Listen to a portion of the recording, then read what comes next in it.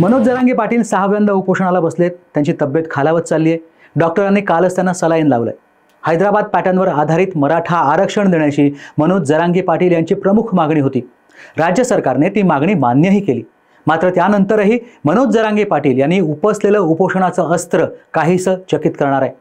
म्हणजे आता आरक्षणाचा विषय कोर्टात आहे। राज्य सरकारने मराठा समाजाला दिलेल्या 10% अतिरिक्त आरक्षणाला गुणरत्न सदावर्तेंच्या पत्नींचं आव्हान आहे। तरी सुद्धा जरांगे यांच्या मागणीचा विचार करून राज्य सरकार सप्टेंबरच्या शेवटच्या आठवड्यात एकदिवसीय विशेष अधिवेशन बोलावण्याच्या तयारीला लागलंय। हैदराबाद गॅजेटवर आधारित एक व्हिडिओ घेऊन टाक चॅनलने केलेला होता आणि त्याला तुमचा उत्तम प्रतिसाद सुद्धा लाभलेला होता।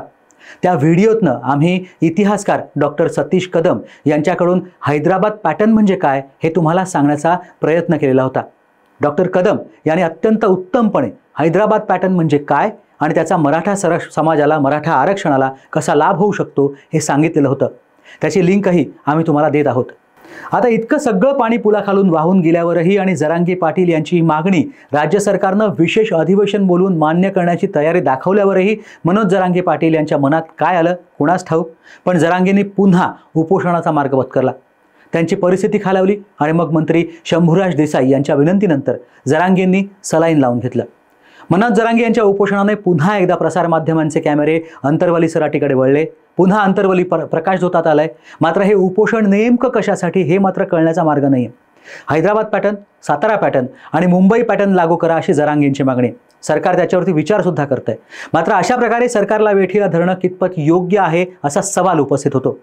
मुळात आता समोर विधानसभा दिसतेय आणि मराठा आरक्षण प्रकरणी सरकारवर दबाव वाढवण्याचा जरांगे पाटलांचा हा आणखी एक प्रयत्न आहे।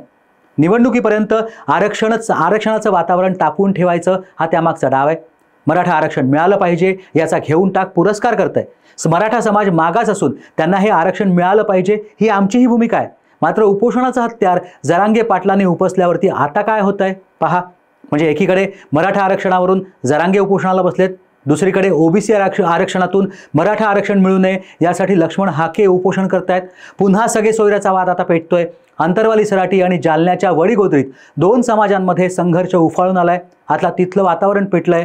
अशात दोन्ही बाजूचे कार्यकर्ते एकमेकांशी भिडायला लागलेत आणि एकंदरीतच कायदा आणि सुव्यवस्थेचा प्रश्न ऐरणीवरती आलाय। अशानं परिस्थिती निवळणार की तणाव वाढणार? मग दोन समाजात तणाव उपस्थित व्हायला कारणीभूत कोण असं विचारलं तर सुई कोणाभोवती फिरणार? मग अशानं मराठा समाजाचं आरक्षण मिळणार की लांबणीवर पडणार? नवनाथ वाघमारे तिथे म्हणालेत की मनोज जरांगेंच्या आंदोलनामधून दहशत माजवण्याचं काम आणि ओबीसींवरती दबाव टाकण्याचं काम सुरू आहे। मनोज जरांगे यांनी अभ्यास करावा। रात्री येऊन जर मंत्री भेटत असतील तर त्यांचं काय काम आहे? रात्रीचा खेळ चाले, रात्री बंद दाराआड काय चालतं?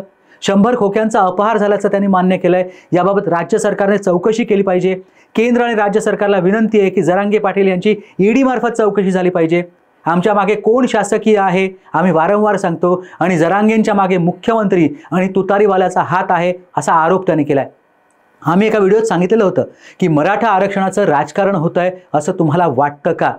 आज तोच प्रश्न आम्ही तुम्हाला पुन्हा विचारतोय। हे असं वातावरण फक्त राजकीय फायद्यासाठी बनलं नाहीये का? तुमच्यापैकी अनेकांनी आम्हाला अनेक टोमणे मारले। किती घेतले? हा त्याचा माणूस, याची भाषा बघा, परत असे व्हिडिओ बनवू नका असंही सांगण्यात आलं। मात्र आम्ही पहिल्यापासून मराठा आरक्षणाची बाजू लावून धरली आहे, ती आजही आहे। पण या साऱ्यात माझ्या सकल मराठा बांधवांना मला प्रश्न विचारायचा आहे की आता याचं राजकारण होत नाहीये का? म्हणजे जरांगेंनी तर विधानसभेचे 288 उमेदवार उभं करणार असल्याचं सांगत उमेदवारांची चाचपणी सुद्धा सुरू केली आहे। हे राजकारण नाहीये का?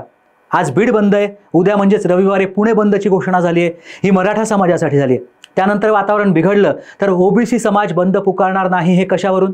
बरं, आरक्षणाचा प्रश्न कोर्टात असताना अंतर्वलित उपोषण करण्याचा प्रश्न येतोच कुठे हे समजण्याच्या पलीकडचं आहे।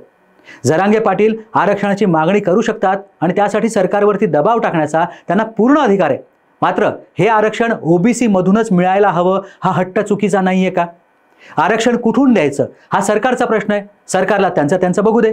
म्हणून म्हणतो सरकारला सपोर्ट करा आणि हा प्रश्न नीट मार्गी लावा। हे कधीही योग्यच नाहीये का? अशा प्रकारे सरकारला वेठीस धरणं कितपत योग्य आहे?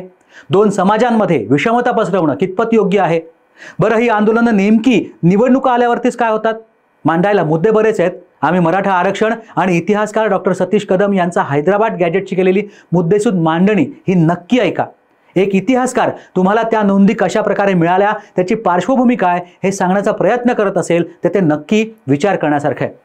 मराठा आरक्षणावरून राजकारण रंगतंय हे आता तरी तुम्हाला पटतंय का? व्हा व्यक्त घेऊन टाकच्या कमेंट बॉक्समध्ये. कृपया घेऊन टाक या तुमच्या चॅनलला सबस्क्राईब करा, व्हिडिओला लाईक करा आणि नवे व्हिडिओ पाहण्यासाठी कृपया बेल आयकॉनवरती क्लिक करा. हा व्हिडिओ शेवटपर्यंत पाहिल्याबद्दल धन्यवाद.